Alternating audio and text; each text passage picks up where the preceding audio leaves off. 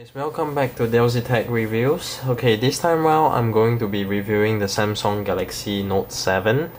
The main reason why I got this phone over other flagships, it's main reason why I'm actually waiting for the HTC 10 for my country.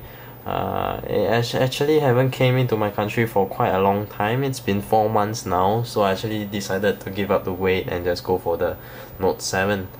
The main reason why I go for the Note 7, firstly as a larger screen, secondly bigger battery, on top of that added functionality, and also the processor. The processor, it's a bit of a letdown, but let's say you're going for battery life, this is the phone to get with the exynos processor.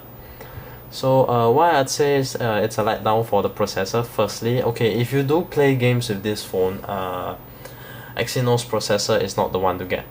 You should get the Snapdragon series, which is the Snapdragon 820 series. Yeah, in terms of graphic performance, I'm actually using my G5 as well.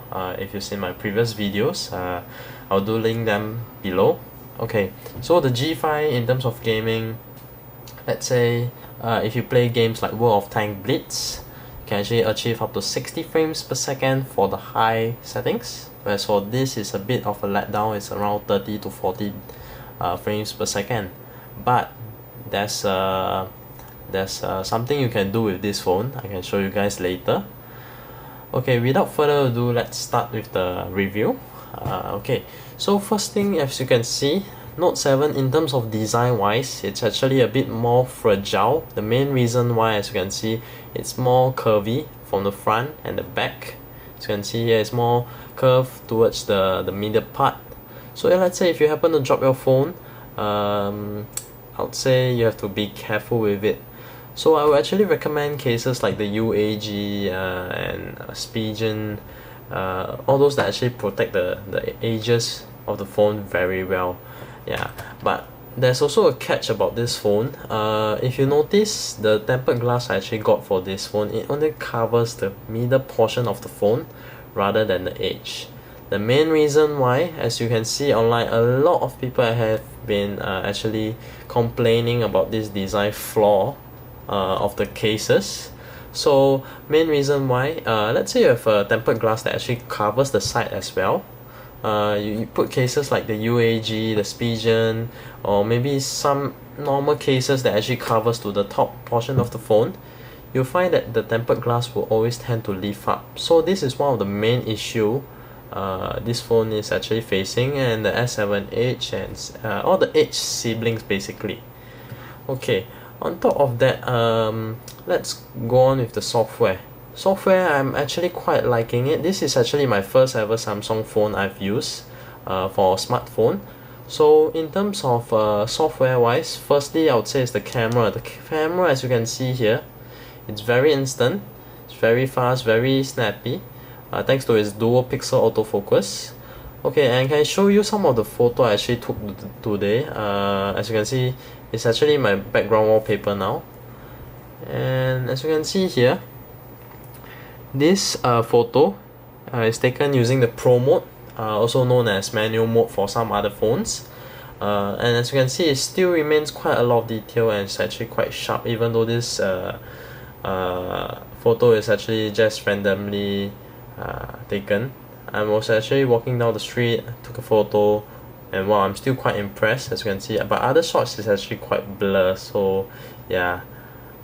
Okay, on top of that, main reason why I like about this phone is the S Pen. This is something new for me as well because I have not used a phone with a stylus before. So okay, actually come out of something. Okay, as you can see here, you know, sometimes we are actually looking at Instagram photos, right? And you know, sometimes we want to view or zoom in. You know, some other phones they can't do this. It's because Instagram, as you know, it's all fixed. As in you cannot zoom in, you can't do anything like that. So with this phone, as you can see here, you have the magnify. So as you can see here, so let's say you want to look at the photo more closer, you can do this as well. As you can see, it's very useful. So if you want to look at more details, you can do this, but other phones, nope. Okay, so let's say you're more of a if you're stalking someone, you can actually do this as well, but don't ever do that, please. Okay, another main reason why about this phone, I would say, is the battery. Like I said, battery, the main reason why I got this over the HTC 10, in terms of battery life, it's very good. It's using the the exynos version, exynos chip. So screen on time can actually last me up to 6 hours, so it's actually very good. But as you can see here, in terms of gaming performance, like I've said, it's not as good, but this is something I'm going to show you guys. So as you can see here, under the display settings, I can actually change the resolution of the screen from 2K, which is 2560 by 1440p, to Full HD to 720p. So let's say if you're playing a game with more demanding performance, you can do this, or you can actually download this app. It's called Samsung Game Tuner. I do recommend this app very I would recommend this app for those gamers out there, basically. Okay, so as you can see here, you can actually customize some modes. You can actually change the frames per second, you can change the resolution, you can actually try to optimize as best as it can for your Samsung phone.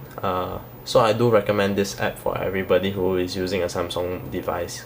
So it's something like what you got from the NVIDIA experience thing that you found on the PC, basically.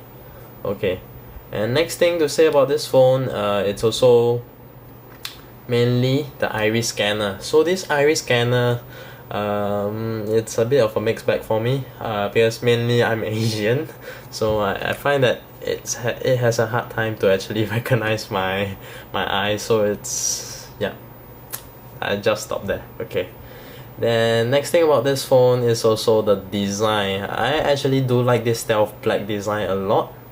Mainly why? I like phones with a very deep black accent to it. It looks very stealthy. It does have a lot of fingerprint. I'm getting a skin to actually fix all this. Other than that, I would say overall this phone, it's a very good choice for someone who's getting a flagship this year. This is definitely one of the top phones to get. If you're looking for maybe more gaming performance, etc., I would say look somewhere else. Go for the Snapdragon series, the 820 series. That would be a better choice. Let's say you're going for gaming. But let's say if you want a better battery life, go for the exynos. That's about it. I hope you guys like the review, and also do come back for more. Yeah, and I hope to see you guys later. Thank you very much. Bye.